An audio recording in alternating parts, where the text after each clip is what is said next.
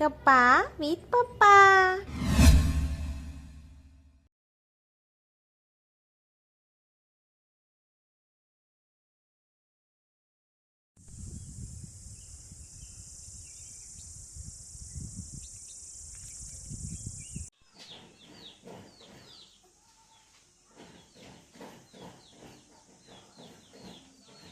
तर कसं असतं माहिती आहे, ही भांडणं ही आता म्हणजे कुटुंबात बायको नवऱ्याची भांडणं होतात. पण पूर्वी हे देवादिकाच्या बाबतीत पण हेच घडलेलं आहे. आता विष्णू हे जगताचे पालनहार. विष्णूने ब्रह्मदेवाने जन्म द्यावा, विष्णूने पालन करावं आणि शंकराने लय करावा. तर त्याप्रमाणे कसं असतं माहिती आहे, पालनहार म्हणजे त्याला काळजी करावी लागते. प्रत्येक जीव जंतूची काळजी करावी लागते त्याला. प्रत्येक जेवला की नाही ते कळल्याशिवाय विष्णू जेवत नव्हते. प्रत्येकाचं जेवण झालं पाहिजे, प्रत्येक जेवला पाहिजे, प्रत्येक सुखी पाहिजे असं महाविष्णूचं होतं. कारण पालनहार होता. महाविष्णू हे पालनहार होते. पालनहार होते तर होते कशी गोष्ट, लक्ष्मी म्हणते यांचं रोजच हे रोजच उठून लोकांची चौकशी, माझं काय, त्याला राग यायचा महाविष्णूंचा राग यायचा. तर ती एक दिवस म्हणाली की तुम्ही हे रोज उठता आणि जाता, तर देव आहे तो, खोटं बोलणार नाही ना. माणूस खोटं बोलू शकतो, एखादा जर जीव गेला तरी खोटं बोलत नाही, पण बायको त्याला ट्रॅप करते म्हणजे करते असा प्रकार असतो. तर देव होता ना तो, मग देव स्त्रिया त्यांना तरी विश्वास पाहिजे होता ना. मग तिने करत नाही, तर त्याच्याप्रमाणे तिने पण विश्वास नाही ठेवला नवऱ्यावर. म्हणाले हे जर असं दररोज करतात ना, तर विष्णू काय सांगतात तिला की मला पालनाची जबाबदारी पूर्णपणे माझी आहे. पालनाची जबाबदारी असल्यामुळे पूर्णपणे हे मलाच बघावं लागणार. तिथे ब्रह्मदेव येणार नाही, त्यांनी जन्म दिला प्रत्येकाला. आता लय शंकर करतात, शिवाच्या हातात ते कार्य आहे, त्यांचं ते करत आहेत, पण पालन माझ्याकडे आहे. मग मला कीड मुंग जेवली काय, कीड मुंगी ही सुद्धा जेवली काय तिचा विचार करावा लागतो ना मला, कारण तो सुद्धा एक जीव आहे. प्रत्येक जीवाची जबाबदारी विष्णूची. तर ती म्हणते असं नाही, तिला पटत नव्हतं ते. मग तिने काय केलं, हा बरोबर आहे म्हणाले, बघतो तर.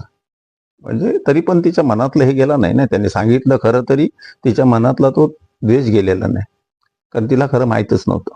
देवी होती पण माहीत नव्हतं तिला. तर एक दिवस ती काय करते, एका मुंगीला पकडते, मुंगीला, आणि एका डबीत झाकण लावून ठेवते. छोटीशी मुंगी असते. आता किडी मुंगीला जेवण देणारा देव आहे ना. मग बघू म्हणाली काय ताकद आहे, किती खरं बोलतात आणि किती खोटं बोलतात. म्हणून तिने एक मुंगी धरली आणि डबीत टाकली. तर ती मुंगी, छोटीशी मुंगी होती ना डबीत, तर तिनं काय केलं, डोळे ताणून अशी त्या डबीत वाकून बघितली, मुंगी आहे का आतमध्ये. त्यावेळी डोकीचे 2 तांदूळ कशात पडले, त्या डबीत पडले. कुणी पाडलेले ते, त्याने पाडले, पण तिला माहित नव्हतं. त्यात तांदूळ डोकीचे 2 पडले. तर महाविष्णू गेले रोजच्या प्रमाणे, सगळ्यांना जेवण देऊन झाला आले. तर आम्हाला जेवण देत नाही, जेवण द्या म्हणून आले. ते आले तर म्हणाले सगळे जेवले का, तो म्हणाले आता सगळे जेवले. सगळे जेवले तर हिच्या मनात रुकरुक होती ना, मुंगी ठेवलेली डबीत काय. तर त्यांनी काय केलं, ती डबी आणली, जेवण नाही दिलं त्यांना, पहिल्यांदा डबी आणली, कारण ते उपाशी आहे ना मुंगी, आणि हे सांगतात पूर्णपणे विश्व सगळं जेवलं. ते आता खरं करून दाखवायचं नाही त्याला, स्त्री हट्ट आहे तो, ती काय कधी करेल सांगता येत नाही. तर ती देवांची बायको होती, आमच्या बायका माणसाच्या, मग त्या चुकणारच. पण देवाच्या बायकांनी हट्ट केला ना असा, तर त्यावेळेला विष्णू हसतात. त्यांना माहित होतं आपण काय केलं ते. पण तिने ती डबी आणली आणि त्यांच्या समोर, हिला जेवण कोणी दिलं, तर ती तांदूळ खात होती मुंगी. तांदूळ कुडतडून पोकरून खात होती त्यात. त्यात तांदळाचा कण सापडला, ते जेवते म्हणाले.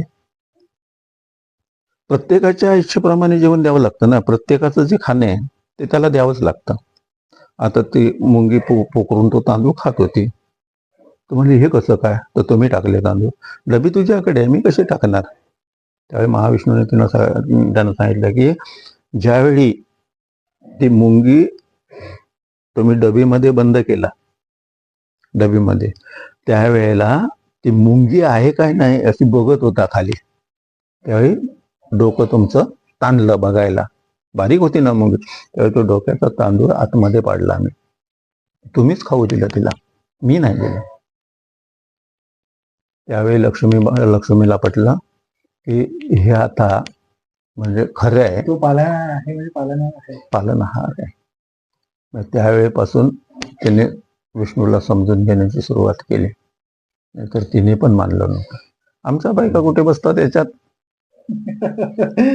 त्या देवस्त्रिया होत्या. प्रत्येक गोष्ट मीच करते खरी नसते ना. हे त्यांना कळलं नाही. कोणाला? देव स्त्रियांना कळलं नाही. मग माणसांना कळणं शक्य आहे का? कुठेतरी राहू कुठेतरी राहू शकतो.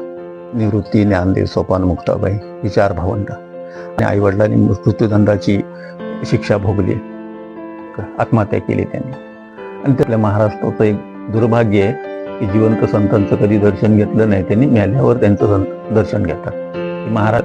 आणि खऱ्या संतांचं हेच लक्षण असतं की परिस्थिती त्यांना गांजून बघते, पण ते परिस्थितीला दाद देत नाही. कबीराने कुठलाही न विचार करता त्या मुलाचं मुंडकं मारलं.